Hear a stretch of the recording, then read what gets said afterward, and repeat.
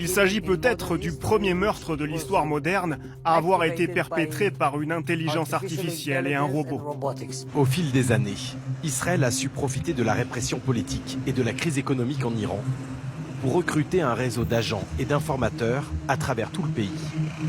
Et le Mossad va s'appuyer sur eux pour attaquer le cerveau de la bombe, Mohsen Fakhrizadeh.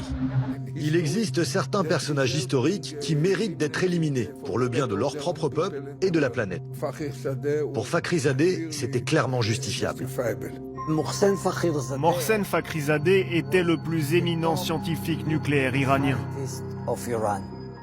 La CIA, mais aussi français, britanniques, allemands, tous les services de renseignement s'intéressaient à lui, et surtout Israël et le Mossad. Ils connaissaient la routine quotidienne et hebdomadaire de Fakhrizadeh.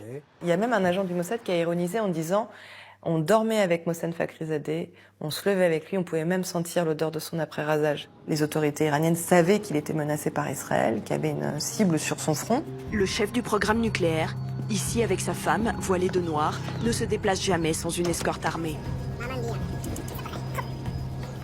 Impossible pour une équipe de tueurs de l'approcher. Mais le Mossad a trouvé une faille. Mohsen Fakhrizadeh aime conduire lui-même sa voiture quand le couple quitte sa résidence secondaire. Il part de sa maison de campagne pour aller à Téhéran. À ses côtés, il y a sa femme. Quelques minutes avant d'arriver à destination, aucun garde du corps ne prête attention à un véhicule. Garé au bord de la route, sans personne à proximité.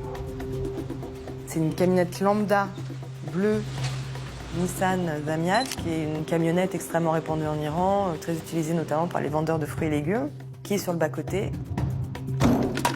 À l'intérieur, un fusil mitrailleur robotisé d'1 tonne a été ramené en pièces détachées depuis Israël. Il est caché sous des sacs de sable et du matériel de chantier, recouvert par une bâche. Cette mitrailleuse, elle est déclenchée à 2000 km de là, en Israël, au moment où Mohsen Fakhrizadeh passe avec sa femme. Le robot tire 15 fois, en plusieurs rafales.